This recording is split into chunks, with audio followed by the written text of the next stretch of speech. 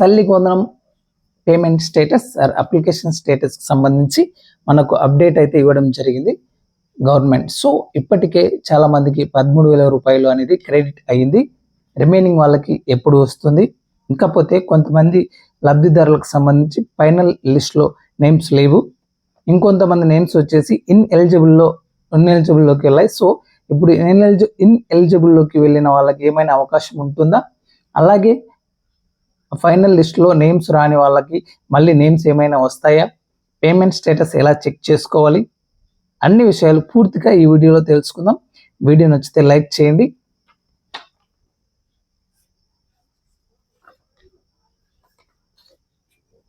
తల్లికి వందనంకి సంబంధించి ఏ చిన్న అప్డేట్ వచ్చినా మీ అందరికి తెలియజేస్తాను. తల్లికి వందనంకి సంబంధించి డబ్బులు అయితే రిలీజ్ అవ్వడం జరిగింది. నిన్న ఈవినింగ్ నుంచి ఈరోజు మార్నింగ్ అండ్ ఆఫ్టర్నూన్ వరకు కూడా చాలా మందికి డబ్బులు క్రెడిట్ అయ్యాయి.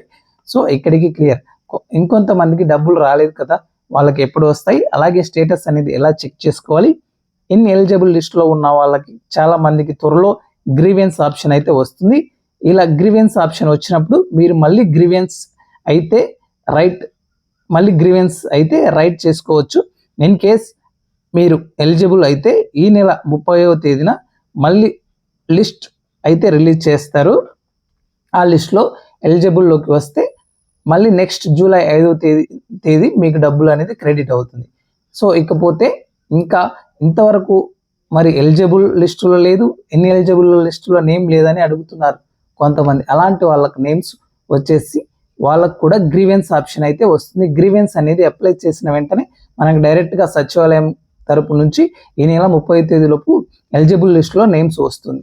ఎలిజిబుల్ లిస్టులో నుంచి మనకు డైరెక్ట్గా జూలై 5వ తేదీ డబ్బులు క్రెడిట్ అవుతుంది. సో ఇక్కడికి క్లియర్. ఇకపోతే మనకి కొంతమంది ఎస్సీ స్టూడెంట్స్కి సంబంధించిన వాళ్ళకి తల్లికి వందనం డబ్బులు అయితే తల్లి యొక్క అకౌంట్లో క్రెడిట్ అవ్వలేదు, స్టూడెంట్కి నేరుగా వేస్తున్నారు. కాబట్టి ఎస్సీ స్టూడెంట్స్కి సంబంధించి స్టూడెంట్స్ అందరూ తప్పకుండా ఆధార్ కార్డుకి బ్యాంక్ అకౌంట్ లింక్ ఉందా లేదా చెక్ చేసుకోవాలి.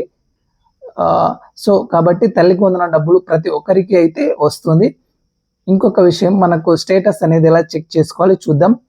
ఎన్బిఎంకి సంబంధించి అప్లికేషన్ పోర్టల్ అయితే ఓపెన్ చేయాలి. ఓపెన్ చేస్తే మనకి ఏ స్కీమ్ సెలెక్ట్ చేసుకోవాలని అడుగుతుంది. తల్లికి వందనం కాబట్టి మనం తల్లికి వందనం అనే స్కీమ్ సెలెక్ట్ చేసుకోవాలి. ఇయర్ అడుగుతుంది. ఇయర్ 2025 to 26 సెలెక్ట్ చేసుకోవాలి. ఆ తర్వాత తల్లి ఆధార్ నెంబర్ అనేది అక్కడ ఎంటర్ చేసి క్యాప్చా ఎంటర్ చేసి సబ్మిట్ బటన్ క్లిక్ చేస్తే అక్కడ మీ ఆధార్ కార్డుకి ఏ ఫోన్ నెంబర్ అయితే లింక్ అయి ఉంటుందో దానికి ఓటీపీ వస్తుంది. ఆ ఓటీపీ సబ్మిట్ చేసి క్లిక్ చేయాలి. మన యొక్క తల్లికి వందనం స్టేటస్ అనేది అప్లికేషన్ ఎలిజిబుల్ ఉందా లేదా, ఏ బ్యాంక్లో క్రెడిట్ అయింది అనేది అప్లికేషన్ స్టేటస్ అక్కడ తెలుసుకోవచ్చు. లింక్ అనేది ఈరోజు ఇవ్వడం జరిగింది కాబట్టి కొంతమందికి డీటెయిల్స్ అనేది బ్లర్గా ఉంటుంది, అంటే ఎటువంటి డీటెయిల్స్ ఉండవు. అలాంటి వాళ్ళు ఎవరు కూడా టెన్షన్ పడాల్సిన అవసరం లేదు. మీకు మీరు ఎలిజిబుల్ అయితే మీకు అమౌంట్ రిలీజ్ అయిపోతుంది. ఇదే అండి వీడియో నచ్చితే లైక్ చేయండి, సబ్స్క్రైబ్ చేసుకోండి, మీ ఫ్రెండ్స్కి ఫ్యామిలీ మెంబర్స్కి షేర్ చేయండి. Thank you.